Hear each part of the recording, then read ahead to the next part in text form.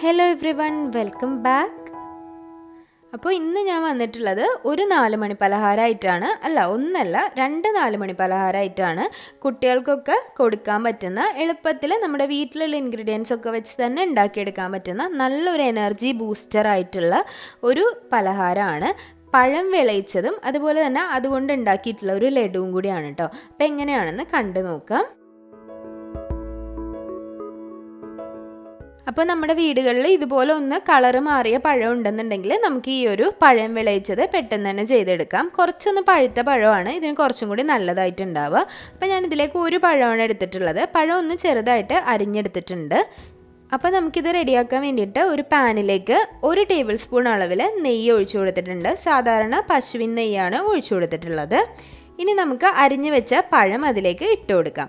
അപ്പോൾ നല്ല പഴുത്ത പഴമായതുകൊണ്ട് അതിലേക്ക് കുറച്ച് പഞ്ചസാര ഇട്ട് കൊടുക്കാം.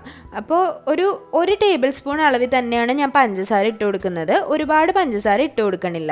അപ്പോൾ നിങ്ങൾക്ക് വേണമെങ്കിൽ പഞ്ചസാര ഒഴിവാക്കാം. അതല്ല, കുറച്ചുകൂടി മധുരം വേണമെന്നുള്ളവർക്കാണെങ്കിൽ കുറച്ചുകൂടി പഞ്ചസാര ഇടാം. അതിന് പകരം ശർക്കര ആണെങ്കിലും കുഴപ്പമൊന്നുമില്ല. അപ്പോൾ ഇത് നന്നായിട്ടൊന്ന് റെഡിയായി വന്നിട്ടുണ്ട്. ജസ്റ്റ് ഒന്ന് വാട്ടി വന്നിട്ടുണ്ട് നെയ്യിൽ. അപ്പോൾ നമുക്കിതൊന്നെടുത്ത് മാറ്റി വെക്കണം. അപ്പോൾ ഞാൻ നന്നായിട്ട് പഴം വാട്ടി മാറ്റി വെച്ചിട്ടുണ്ട്.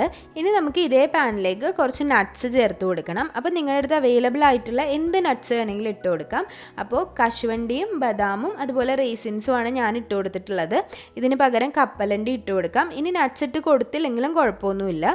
സാധാരണ കശുവണ്ടി മാത്രം ഇട്ട് കൊടുക്കാം. അപ്പോൾ ഇനി അതിലേക്ക് ഒരു 1/2 ടേബിൾ സ്പൂൺ അളവിൽ നെയ്യ് കൂടി ഒഴിച്ചു കൊടുത്തിട്ടുണ്ട്. അതുപോലെ തന്നെ നട്ട്സ് ഇടുമ്പോൾ ഒരുപാട് അളവിലിടണ്ട, വളരെ കുറച്ച് അളവിൽ ഇട്ടാൽ മതി.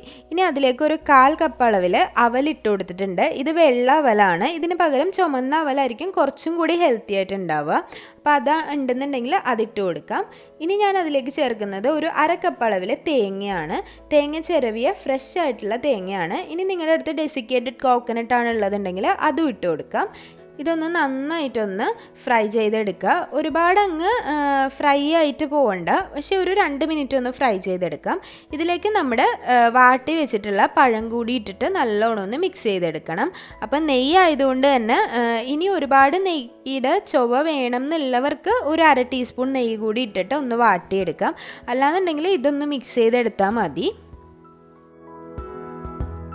ഇനി ഞാൻ ചേർത്ത് കൊടുക്കാൻ പോണത് ഒരു 1/2 കപ്പ് അളവിൽ കോൺഫ്ലേക്സ് ആണ്. അപ്പോൾ കോൺഫ്ലേക്സ് ഇട്ട് കഴിയുമ്പോഴത്തേക്ക് ഇത് നല്ലോണം ഡ്രൈ ആയിട്ടാണ് ഉണ്ടാവുക കേട്ടോ.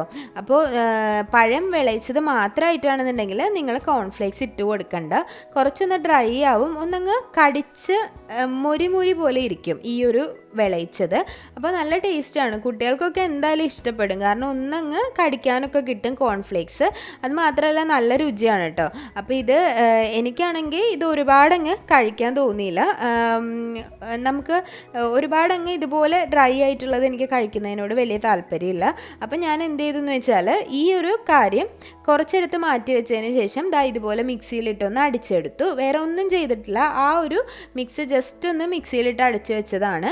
അപ്പോൾ ഇത് നമ്മുടെ നെയ്യൊക്കെ ഇട്ടതുകൊണ്ട് തന്നെ ഇതുപോലെ ബോൾസ് ആക്കി എടുക്കാൻ പറ്റും.